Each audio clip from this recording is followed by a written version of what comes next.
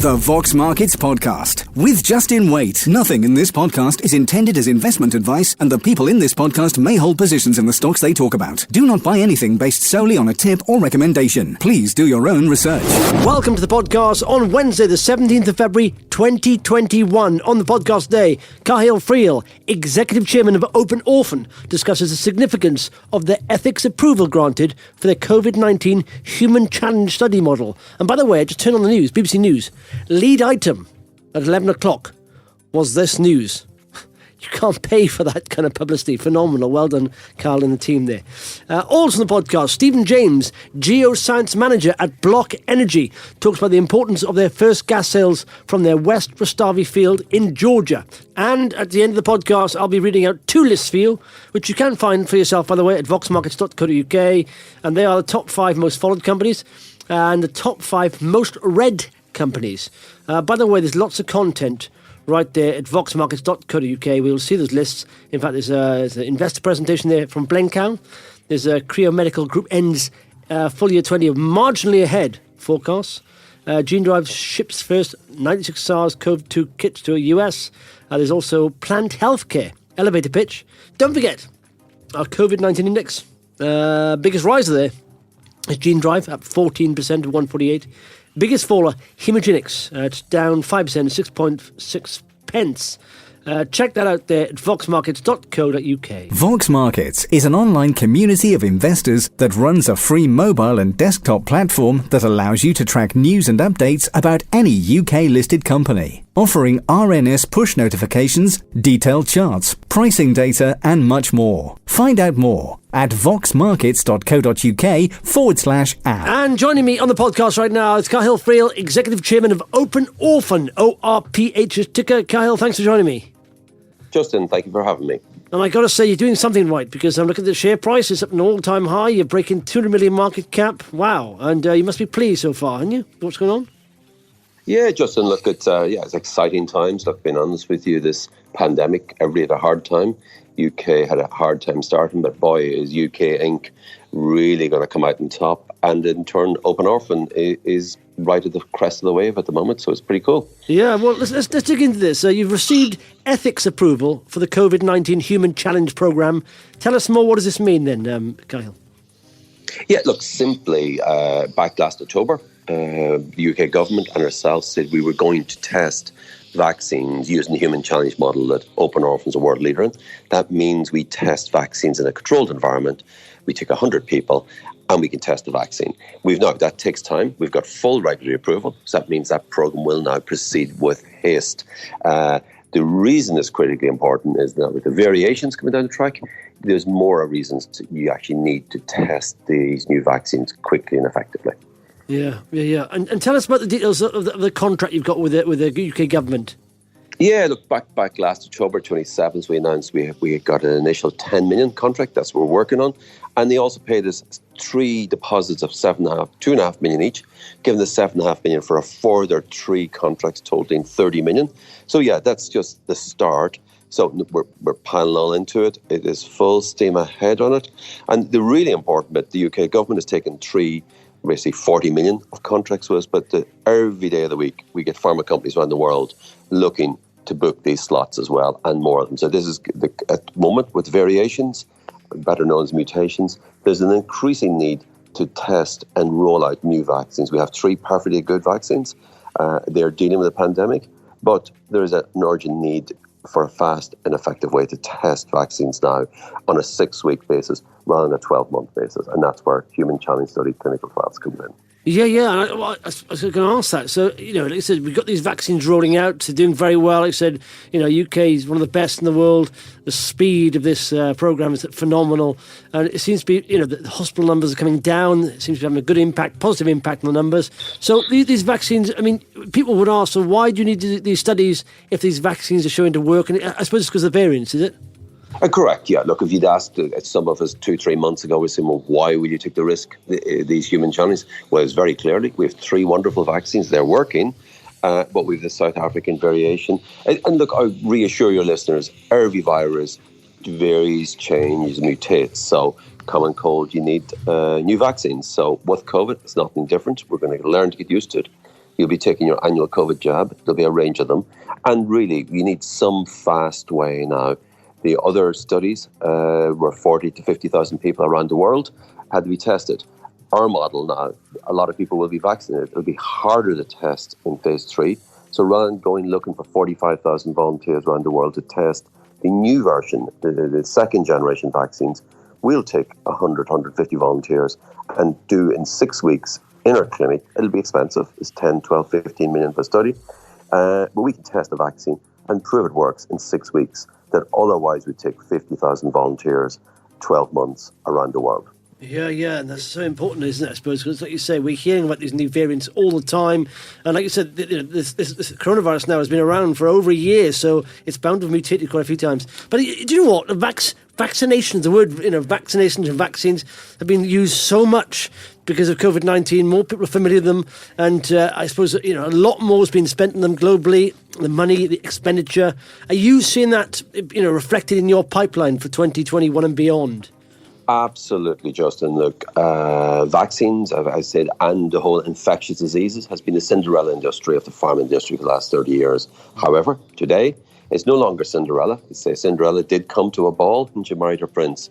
So vaccines are in that stage. We're now seeing a wall of inquiries way beyond COVID, a wall of inquiries for influenza vaccines, RSV vaccines, norovirus vaccine, pneumococcal. So really what is happening last year, we fixed the company, we consolidated. It's now firmly, solidly profitable. Q4, we're making money every week, every month going. So you'll never hear Open Orphan losing money again. And now, the year ahead, the plan would be, where do we go? I think UK Inc. is coming out of this and wonderful. We're leading the world. We're the world leader in vaccinations.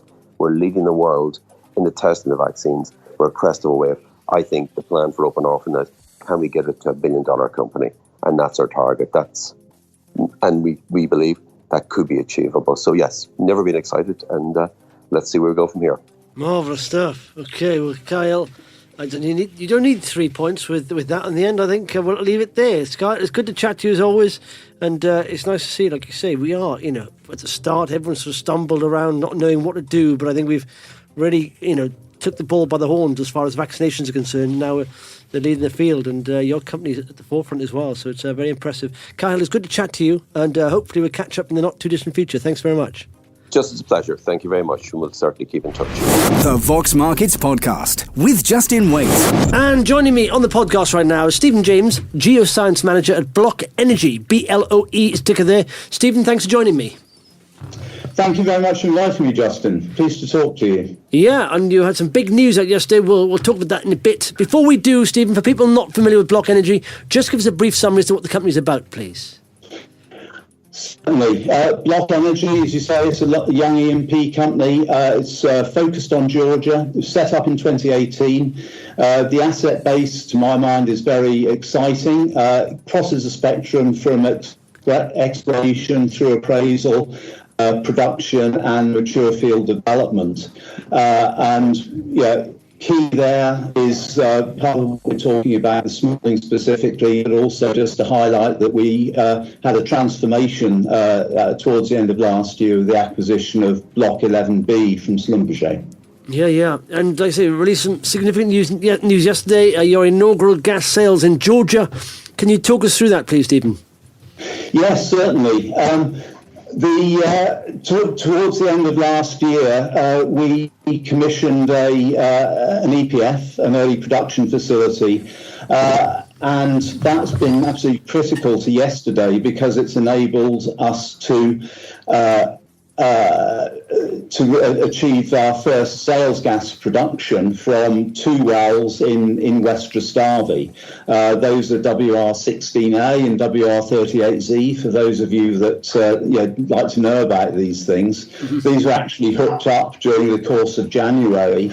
And are now producing between 760 barrels of oil equivalent per day, and that's an equal split between oil and gas. And that's, did you say split? So I broke up there. Did you say that's split between oil and gas? Yeah, an equal split between oil and gas. Yes. Excellent stuff. Okay, so now you've got that going there, selling that gas there and oil. So what's next for the company? What can investors expect news-wise, milestones-wise? Well, our immediate focus, as you might expect, is on continuing to develop the West Rustavi Field. That EPF has got 6 slots on it, and we're only using 2 of them. So we want to identify at least 4 more wells to start production. But we have a very, very good 3D seismic survey that was acquired a couple of years ago. That's been fully interpreted, and with the benefit of the wells that are producing now and the ones that will be drilled shortly, we'll be able to optimise the number of wells that we need to completely develop the eastern end of the West Rustavi Field, and to also do a much better job in optimising the number of wells we need and where we will actually put them in the reservoir, so therefore helping us to reduce risk. And the longer term, that transformational move with acquiring Block 11B, we're looking very hard at how we can monetize that resource. So that will come in 2 forms. It's looking at how what we can work the existing well base over to maximise recovery. And we believe that there's significant remaining resources within 2 of the biggest fields, Samgori and Patadzuli. So we're looking at how we can identify areas of remaining oil to develop. Absolutely, marvellous stuff. Okay, well, Stephen, if someone's listening right now, likes the sound of the progress you're making there, but not yet following the story, please give them 3 reasons why they should hit that follow button on your page on Vox Markets and add Block to their watch list, please. Right, so reason number 1, E&P is a risky business, but the employees of Block Energy are highly motivated and want to share the risk. Number 2, Block sees a phenomenal potential in Georgia. And the 3rd reason is that's really best illustrated by that transformational move acquiring Block 11B from Schlumberger.